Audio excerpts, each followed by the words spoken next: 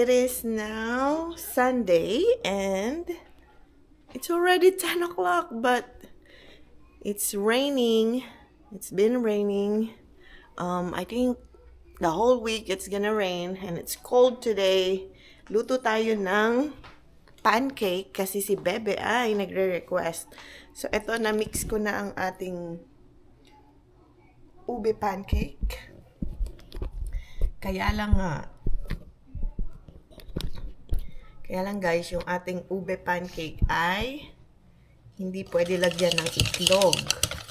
Kasi hindi pwede kay Bebe ang itlog.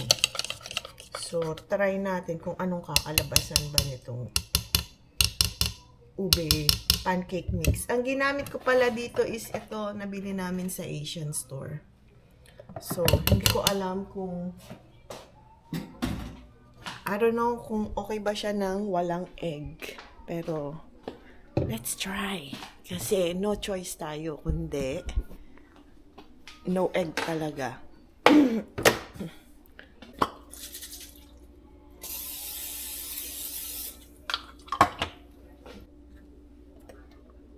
Let's see. Parang medyo thick pa yung aking batter.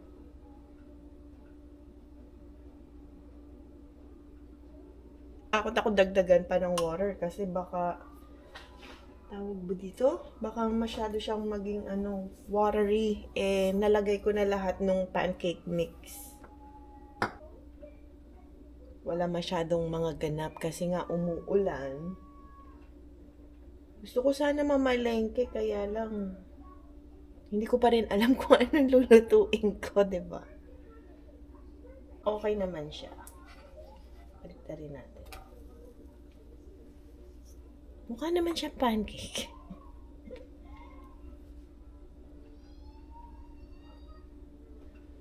Tapos, nag-defrost din ako ng hotdog. Luto din tayo ng hotdog after nito. Na-try nyo na ba guys tong na to? Pancake ube. Meron kasi kami lagi nung regular pancake. Tapos, lagyan mo lang, ang instruction talaga nun is, lalagyan mo lang talaga yun ng water. Kaya lang, ubus na. Grabe, ang lamig talaga. Maggagawa na rin ako ng aking coffee. Siyempre, gawa tayo ng ating kape. Ayan. Wala siya. Heating up pa daw. Naku naman. Ayan, ready na ang ating Here's our coffee. It's all done. Gonna put some creamer. At ang inyong kapatid dito ay hindi na pwede sa regular creamer. Kaya ubusin natin ang ating tanyo, na-realize ko, pareho pa silang brand. Yung isa almond milk, yung isa oat milk. I'm not sure kung alin ang mas healthy. So, I have no idea. But, they're both good. Actually, medyo magkalasa sila. After they're going. So, let's... You want what? Pancake. Yeah, I'm cooking. You're cooking a pancake. Look, there's egg. There. No. Wow. I thought you want ube pandesal with Milo. Yeah, that. Ayan, ang ating kape. Guys, luto na ang pancake. Ayan na, nakagawa tayo ng ilan ba yan? 4 yata na pancakes. Ayan siya. And then, luto rin tayo ng hotdog. Ano to? Cheesy hotdog. Ayan, okay na siguro to. Medyo nasusunog na nga. But that's okay. Here's our breakfast. Some coffee. Some pancake. Tocino, pancake, egg hot dog. Hot dog, egg. And we have some garlic rice there. This girl already finished a whole pancake. Now she's on her second half. There's our garlic rice, guys. Yummy. I forgot the hot Let's dog. eat. And cheesy hot dog. Cheesy. It Yeah. has cheese inside. Yeah. All of that? Yes. Good morning, guys. Happy Monday. It's 10:38 in the morning. I just finished washing dishes, so now I'm gonna try to prepare etong ano natin. Diyos ko, ang liwanag. Try natin mag-prepare ng cordon bleu. Ito.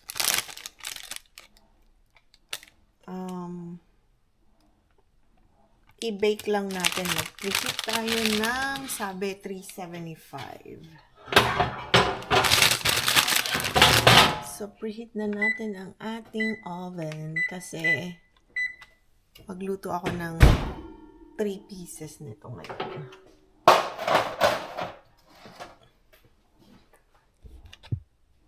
So, how's your weekend, guys? So, today, ano lang, linis, laba, mostly linis, and laba. Ayan.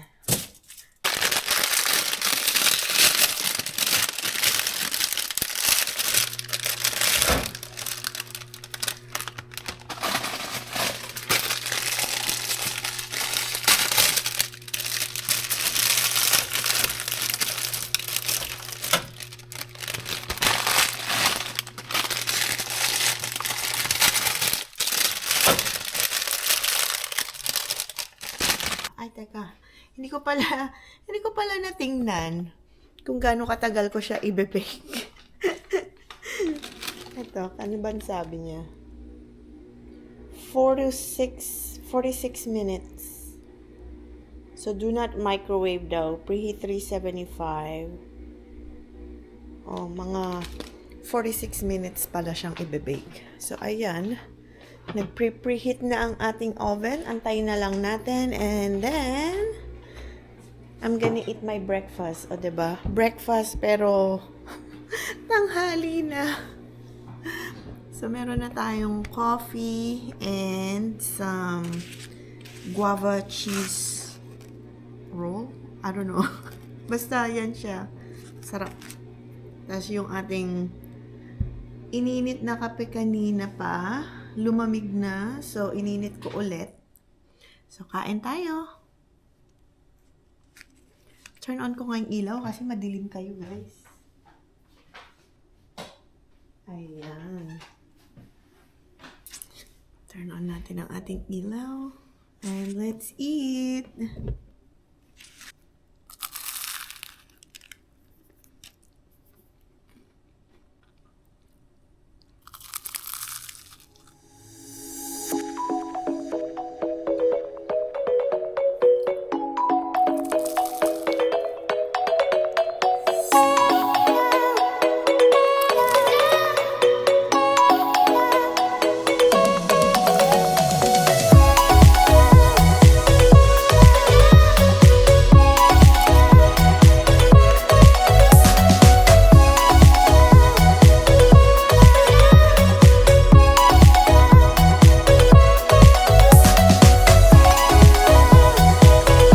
Kalat niya lang kainin.